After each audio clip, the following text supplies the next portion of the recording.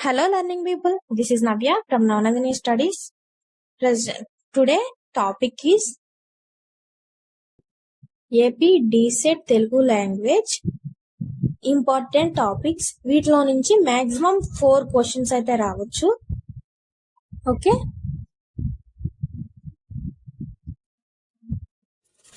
First the అచ్చులు.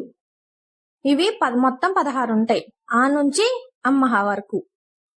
వీటిని ప్రాణములు అంటారు. 2 హల్లులు 36 ఉంటాయి, కా నుంచి హా వరకు. వీటిని ప్రాణులు అంటారు, అంటే ప్రాణము లేనివి. 3 ఉభయాక్షరాలు. ఇవి అచ్చులతో హల్లులతో కలిసి వస్తాయి. 0, అరసున్నా, విసర్గ. వర్గ ప్రమాదాక్షరాలు కా, చ, ట, త, ప. వీటిని పరుషాలు అంటారు. ప్రతి వర్గంలో 2 అక్షరాలు అంటే ఖ, ఛ. ఇవి మహాప్రాణాక్షరాలు, అంటే ఒత్తుతో పలుకుతున్నాం కాబట్టి మహాప్రాణాక్షరాలు. తరువాత అనునాసికాలు. ఇవి వర్గంలో లాస్ట్ వస్తాయి. జ్ఞ, న, నా.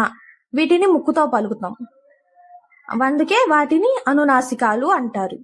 గ, జ, డ, త, ప. వీటిని సరళాలు అంటారు.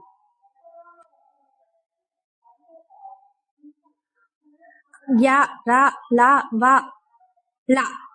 ఇవి అటు అచ్చుల్లో ఉండవు, ఇటు హల్లుల్లో ఉండవు, మధ్యస్థంగా ఉంటాయి, అందుకే అంతస్తాలు అంటారు. తరువాత ఊష్మాలు. సె, ష, స, హ.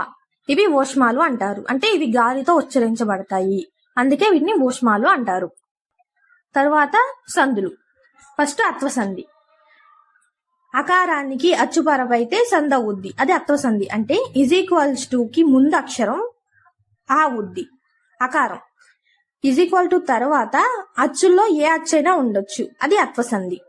ఇత్వసంధి ఇకారానికి అచ్చుపరమైనప్పుడు, అంటే ప్లస్ కి ముందు ఇకారం వచ్చి తరువాత అచ్చుల్లో ఏదైనా వస్తే దాన్ని ఇత్వసంధి అంటారు.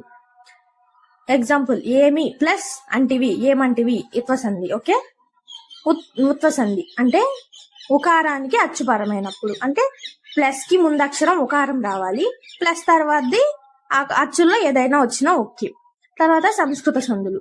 సవర్ణ దీర్ఘ సంధి. ఆ, ఈ, ఊ, రూలకు, అంటే ఈ 4 అక్షరాలకి అవే అచ్చులు పరమైనప్పుడు దీర్ఘాలు వస్తాయి, అంటే = తర్వాత దీర్ఘం వచ్చింది అంటే అది సవర్ణ దీర్ఘ సంధి. గుణసంధి. ఆ, ఆలకు, ఈ, ఊ, రూలు పరమైతే ఏ = తర్వాత ఏ, ఓ, ఆర్లు వస్తాయి. దేవ ప్లస్ ఇంద్రుడు, దేవేంద్రుడు. ఓకే. యనాదేశ సంధి. ఈ, ఊ, రూలకు అసవర్ణాచ్చులు పరమైతే = తర్వాత యా, వా, రాలు వస్తాయి. సమాసం. తత్పురుష సమాసం అంటే విభక్తి ప్రత్యయాలు. డూమువులు, చేతన్, కూర్చి, కొరకన్ ఇవి ఉన్నాయి కదా, ఇవి వస్తే అది తత్పురుష సమాసం. ఎగ్జాంపుల్, కవిత చేత రచింపబడినది. చేత అనేది తృతీయ విభక్తి, సో తృతీయ తత్పురుష సమాసం అది. తరువాత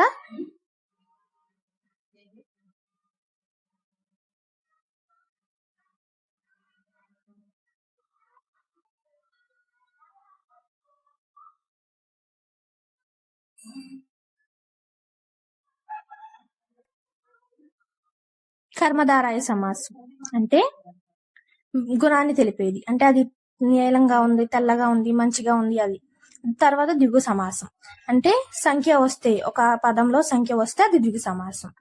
ద్వంద్వ సమాసం అంటే 2 నామవాచకాలు ఒక అర్థాన్ని ఇస్తాయి. తల్లిదండ్రులు, అన్నదమ్ములు, అవి ద్విగు సమాసం. బహువ్రీహి సమాసం అంటే ఒక సమాసంలో పదాలు 2 అర్థాలు వస్తాయి, అంటే ఒక పదం ఉంటే దానికి ఇంకో అర్థం వస్తుంది, దాన్ని బహువ్రీహి సమాసం అంటారు. తర్వాత అవ్యయీభావ సమాసం. యథావిధి, ప్రతిదినం, అది అవ్యయీభావ సమాసం.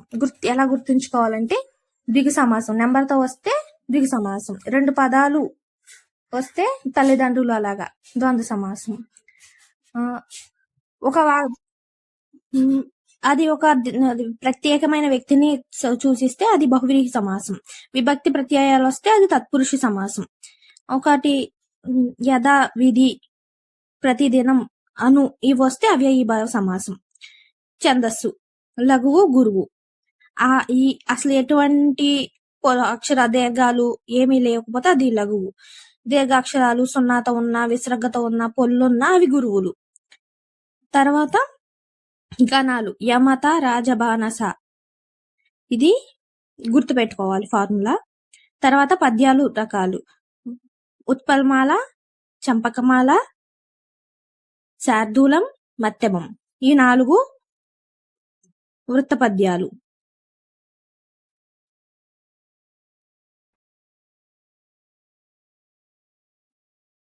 లఘువు.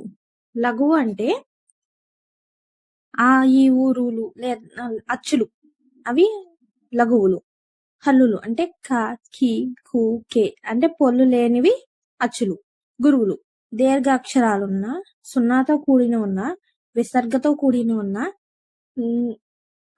కిన్ కు అన్న ఉన్న లేదా ద్విత్వాక్షరానికి సంయుక్తాక్షరానికి ముందున్నవి గురువులు.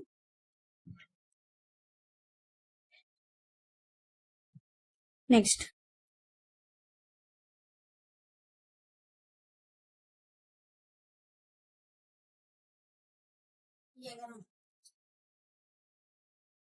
యమత, రాజబాణ, సలగం. ఇది గుర్తుపెట్టుకోవాలి. ఓకే. నెక్స్ట్ ఉత్పలమాల. భన, భరన, భరన, భబరవ ఉత్పలమాల. నజబ, జజర చంపకమాల. మసజస, తతగా శార్దూలం.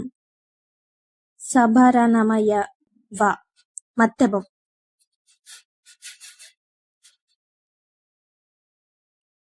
నెక్స్ట్ శబ్దాలంకారాలు. వృత్యానుపాస అలంకారం అంటే ఒకే హల్లు ఎక్కువ సార్లు వస్తుంది, దాన్ని వృత్యానుపాస అలంకారం అంటారు. చేకానుప్రాస అలంకారం అంటే 2 హల్లులు వెంటనే వస్తాయి, కానీ అర్ధభేదంతో వస్తాయి. ఇక్కడ కాకి, కాకి అని ఉంది కదా, ఫస్ట్ కాకి పక్షి, రెండో కాకి అంటే చూడటం. తర్వాత లాటానుప్రాస అలంకారం. ఒకే పదం అర్ధభేదంతో వస్తుంది, అంటే ఫస్ట్ పదం అర్థం వస్తుంది, రెండో పదం సగం అర్థమే వస్తుంది.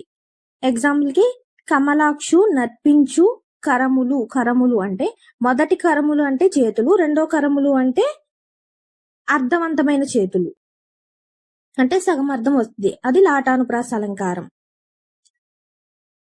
నెక్స్ట్ ఉపమాలంకారం.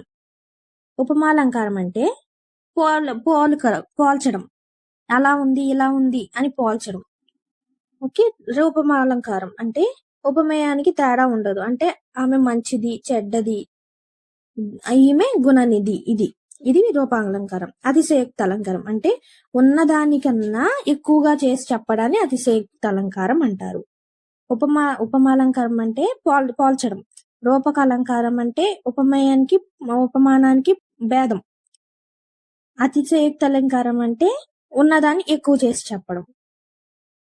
తరువాత